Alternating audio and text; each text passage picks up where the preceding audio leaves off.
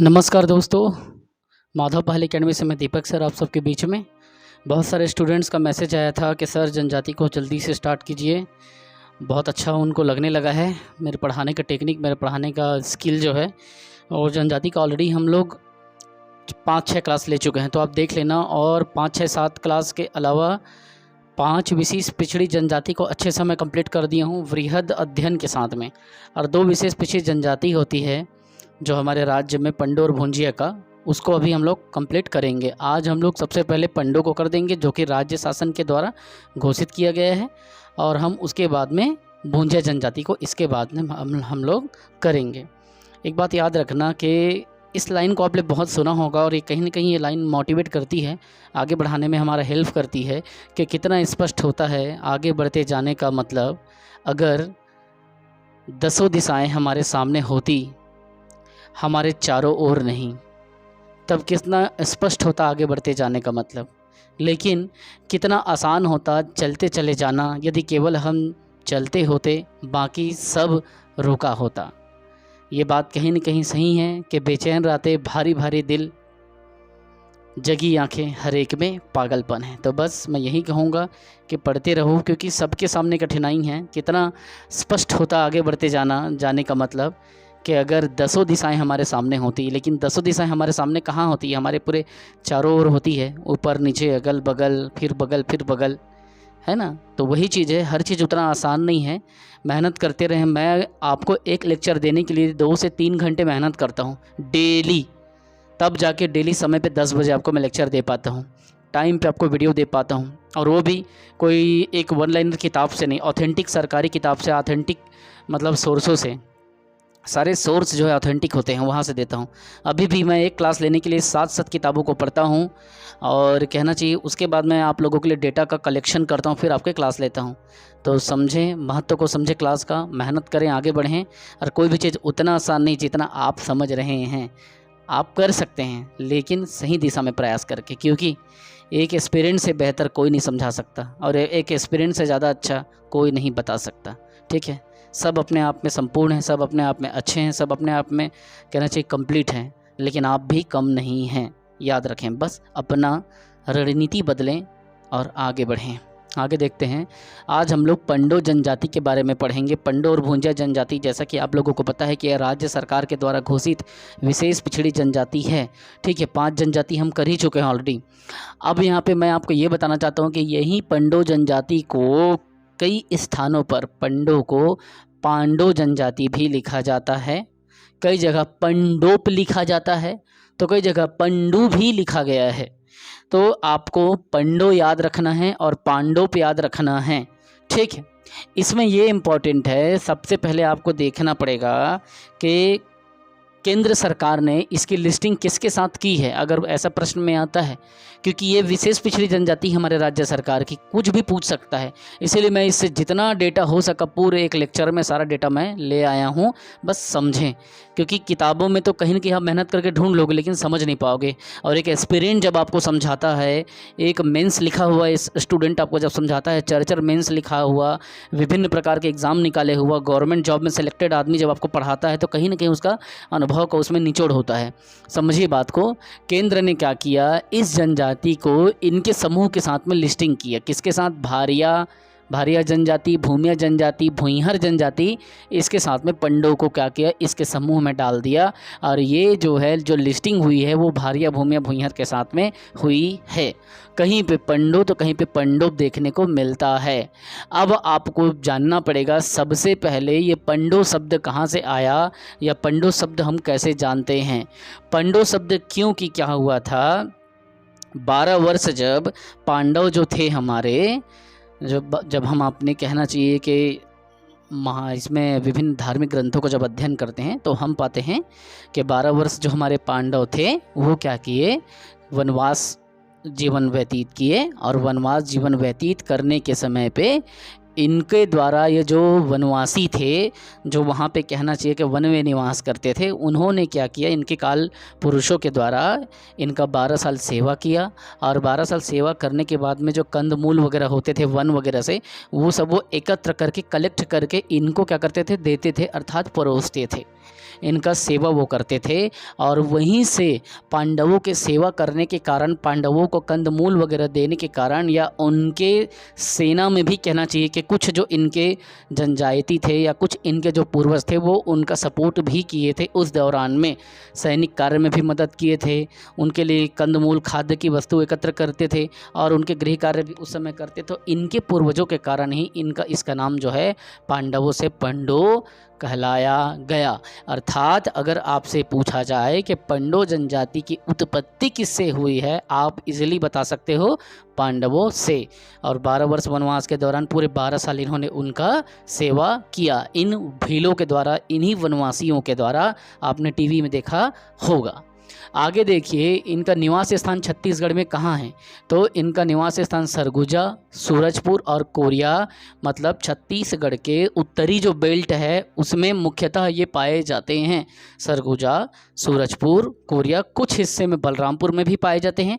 और अगर एक नगर का नाम पूछा जाए आपसे तो आपको अंबिकापुर लेना है और सूरजपुर लेना है। ठीक है, अगर नगर में पूछ दे तो अंबिकापुर, सूरजपुर, लेकिन क्षेत्र में पूछे तो है सरगुजा, सूरजपुर, कोरिया, ऐसा करके आपको कंप्लीट पकड़ना है। आगे देखिए, इनकी जनसंख्या कितनी है? लेटेस्ट सर्वे के हिसाब से इनका जनसंख्या जो है 31,814 है।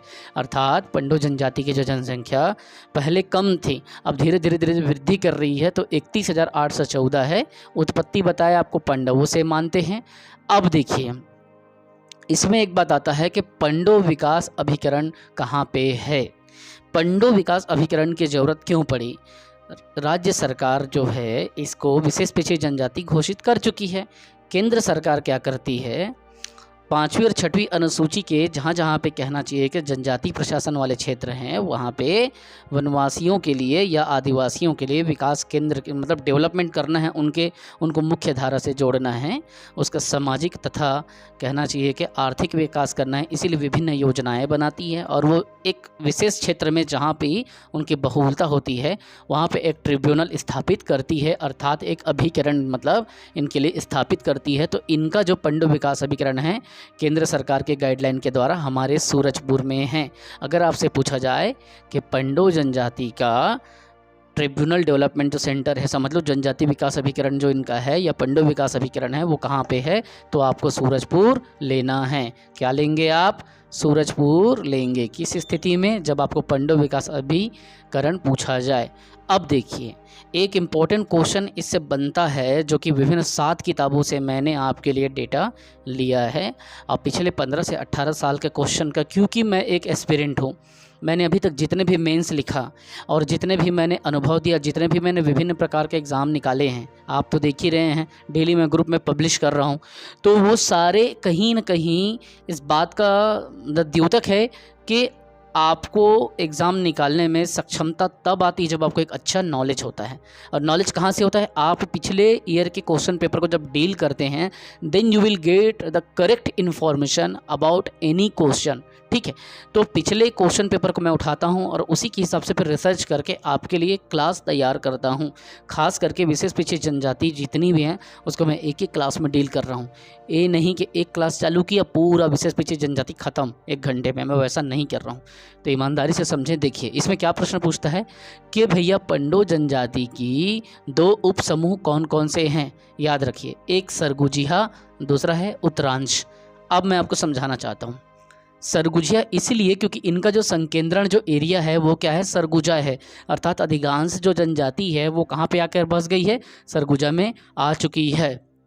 कहीं ना कहीं वो आज के आधुनिक मानव समाज से जुड़ करके एक अपने आधुनिक इकोनॉमिकल स्ट्रक्चर को वो अपना मजबूत कर रहे हैं। दूसरी बात, जो उत्तरांश जो हैं, उत्तरांश जो इनका उप समूह है वो क्या है?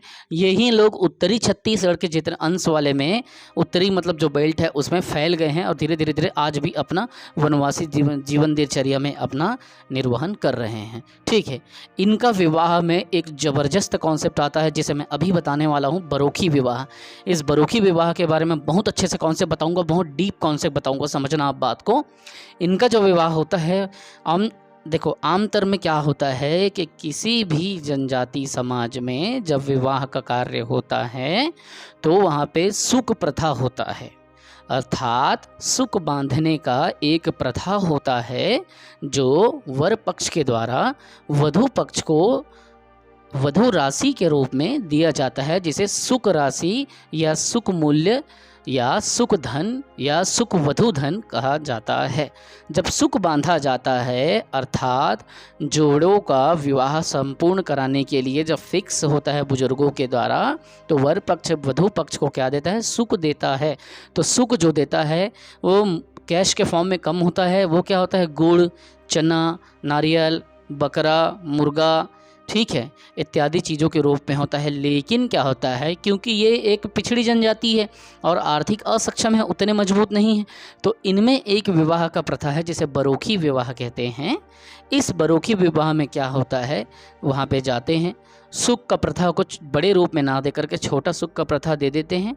और क्या करते हैं, इन लोग तय करते हैं कि भाई हम विवाह के लिए तेल हल्दी का रस्म नहीं कर पाएंगे। तेल में उतना 5 तेलिया या 3 तेलिया जो भी होता है, 5 तेलिया में पूरा हमको क्या करना पड़ेगा? पूरा तेल का खर्चा करना पड़ेगा, पूरे हल्दी का खर्चा करना पड़ेगा, पूरे जनजाति समाज के लोगों को बुला करके बाजा गाजा बनाना पड़ेगा। तो इन लोग क्या करते हैं, इस जनजाति की सबसे बड़ी विशेषता है, इसको IMP में आप रखिए, IMP, मैं तो कहता हूँ आप VIMP में रखिए। तो देखिए समझिए, इस जनजाति में धन के अभाव में बरोखी विवाह का प्रथा प्रचलित है, जिसमें तेल हल्दी का रस्म नहीं होता। वर वधू को कपड़ा दे करके, सिंपल एक कपड़ा दे देता है और एक छोटी सी अंगूठी, जो है आजकल जनजाति समाज में भी अंगूठी का प्रचलन हो चुका है। लेकिन ये सोने और चांदी की अंगूठी नहीं होती, ये बेल मेटल की अंगूठी होती है, ठीक है। वो अपने खुद शिल्पकारी कर लेते हैं और वो उस अंगूठी को दे करके, सिंपल सा एक अंगूठी दे करके, कपड़ा दे करके विवाह कर लेते हैं। और पहनाने के बाद में जैसे वो पहनाया फिर विवाह संपन्न हो जाता है। यही प्रथा जो है, इसी ट्रेंड को, this trend is called a बरोखी विवाह, ठीक है, बरोखी मैरिज। तो आपको बहुत आसान शब्दों में ऐसे मेंस में लिखना है, अगर CGPSC राज्य की परीक्षा में अगर ये आए तो। और एक महत्वपूर्ण बात यह है कि बरोखी विवाह न केवल छत्तीसगढ़ में बल्कि मध्य प्रदेश में भी चलता है। अब आगे देखिए, इनकी बोली क्या है। तो देखिए, मैं एकदम क्लियर करना चाहता हूँ, इनकी बोली अगर प्रश्न में आए तो आपको पंडो लेना है, मतलब पांडो लेना है। भले पंडो जनजाति है लेकिन बोली पांडव लेना है। क्यों? क्योंकि इन लोग पांडवों के वंशज थे, अर्थात पांडव जो बोली बोलते थे वही बोली ये भी बोलते हैं, ठीक है। इसीलिए ये पंडो लोग पांडव बोली बोलते हैं। ये स्वयं स्वीकार करते हैं कि इनकी बोली क्या है, पांडव बोली है। अब एक बात और आपको बताना चाहता हूँ कि इस समाज में जो मुखिया होता है पंडो समाज में, वो वंशानुगत होता है। मान लीजिए जैसे मेरे दादाजी ग्राम के पटेल थे, ठीक है, वैद्यराज थे और पटेल थे। अगर मैं पंडो जनजाति समाज में आता तो मेरे दादाजी के बाद मैं ग्राम का मुखिया होता, मतलब पटेल होता, पटेल का बेटा फिर पटेल होता। और मेरे दादाजी वैसे ही वैद्य थे गांव में, तो श्री स्वर्गीय टीकाराम श्रीवास जी पटेल थे। और वो पटेल उस समय उपाधि होती थी ग्राम मुखिया का एक आधुनिक शिक्षित मानव समाज में। लेकिन इस समाज में जो मुखिया होता था, ठीक उसी तरीके से कहना चाहिए कि गांव में वंशानुगत वो काम करता था। और एक के बाद उसका बेटा का बेटा, बेटा का बेटा, कहना चाहिए कि गांव के मुखियागिरी का, पटेली का काम करता था। तो इनमें से कौन सी जनजाति का मुखिया वंशानुगत होता है? आपको क्या लेना है? पंडो लेना है। आगे मैं आपको बताऊंगा। ये क्वेश्चन भी बहुत अच्छा लगा मुझे, ये क्वेश्चन भी बिल्कुल स्टार मार्क मैं यहाँ पे लगा देता हूँ, क्योंकि ये क्वेश्चन जो है कभी भी आपको फंसाने के लिए, घुमाने के लिए आएगा। समझिएगा, इनके देवता क्या क्या हैं, कौन कौन देवता हैं, ठीक है। देवता को मैं नंबरिंग कर देता हूँ। एक प्रमुख है महामाई, दूसरा है प्रमुख है बागेश्वर देव, तीसरा है दियारी माई और चौथा है बरदिया देव। इस 4 प्रमुख देवता को ही लिखा हूँ, बाकी जो है और भी छोटे मोटे देवता है वो सब कॉमन देवता को मैं नहीं लिखा हूँ। इनके देवता में 4 प्रमुख देवता आपको लेना है। जैसे महामाई इनके देवता हैं पांडवों के या पंडुओं के, दूसरा बागेश्वर देव, तीसरा दियारी माई और चौथा बरदिया देव। तो कितने देव प्रमुख इसमें हैं? तो 4 प्रमुख देव हैं, महामाई, बागेश्वर देव, दियारी माई और बरदिया देव, ये हो गया। अब इनके थोड़ा वैवाहिक ट्रेडिशनल के बारे में, या कहना चाहिए मैरिटियल जो कल्चर एक्टिविटी है उसके बारे में थोड़ा मैं आपका फोकस कराना चाहता हूँ। जैसे समझिएगा आप, एक तो मैंने सबसे इम्पोर्टेंट बताया बरूखी विवाह, जिसमें तेल हल्दी का रस्म नहीं होता, बड़ा मतलब साज दाज धब्बा वाला काम नहीं करते, समाज के लोगों को बुला के तेलचघी का काम नहीं करते, खाली कपड़ा और अंगूठी दे करके विवाह को निपटाते हैं। तो बरूखी विवाह हो गया। दूसरा इसमें समझिए, इसमें जो विवाह के लिए जो गोत्र होता है ना, लड़के और लड़कियों का गोत्र अलग अलग होता है, अर्थात समगोत्री विवाह इसमें क्या है, वर्जित है। ये समान गोत्र में विवाह नहीं करते। जैसे कि आधुनिक परिदृश्य में देखें तो आपके भी गोत्र में और हमारे भी गोत्र में ऐसा ट्रेडिशन है, लोकल जो छत्तीसगढ़िया समूह के लोग हैं उसमें, कि भाई सेम गोत्र में हम लोग विवाह नहीं करते, कहीं ना कहीं उसको भाई बहन का संज्ञा दिया जाता है। आगे देखिए कि इसकी जो विवाह की आयु, इन जनजाति जो मुखिया है, जो कहना चाहिए जो पटेली का काम कर रहा है, वो उन लोग खुद एक्सेप्ट करते हैं मुखियाओं के द्वारा कि हम अपने पंडवों के जनजाति में लड़कों का जो आयु है वो जैसे ही 18 से 20 साल का हुआ तब लड़के का विवाह कर देते हैं, और लड़कियों का विवाह जैसे ही 18 तक हुआ, अर्थात जैसे 18 इसका कंप्लीट मतलब एज है, इसके ऊपर उन लोग कहना चाहिए उसके पहले ही कर लेते हैं 18 तक। लेकिन लड़कों का 20 साल तक भी चल जाता है, लेकिन लड़कियों का 18 के एज में ही इनका विवाह संपन्न करा दिया जाता है। ये विवाह की उनकी अपनी आयु है, जो उनकी जनजाति समाज के पंचायत के द्वारा या मंडली के द्वारा इसको निर्धारित की गई है। देखिए, एक तो सुक बांधने का प्रथा है। सुक प्रथा मैं आपको बताया, इनके विवाह में एक वधू मूल्य की प्रथा है, जिसमें कैश बहुत कम होता है, ठीक है, होता भी है तो वही मतलब 1100 रुपया या कहना चाहिए कि 1400 रुपये इस टाइप का इनका चलता है। लेकिन जो मेन होता है बकरा, सुअर, मुर्गी, है ना, ये सारी चीज़ें, अंडा, और कहना चाहिए कि हल्दी मतलब वो वाला गांठ की हल्दी साथ में मिला करके देते हैं। और इसमें इसके अलावा बरूखी विवाह तो इम्पॉर्टेंट है, आपको भूलना नहीं, क्योंकि राज्य की एकलौती जनजाति है जो बरूखी विवाह को मानती है या इनके ट्रेडिशन में है। साथ ही साथ में ये उड़रिया विवाह करते हैं, ढोको विवाह करते हैं, और चूड़ी पहनाने की प्रथा इनमें विद्यमान है। आप में से बहुत लोगों को पता होगा कि हमारे छत्तीसगढ़िया समाज में चूड़ी पहनाने की प्रथा हमने जनजातियों से ही धारण किया है।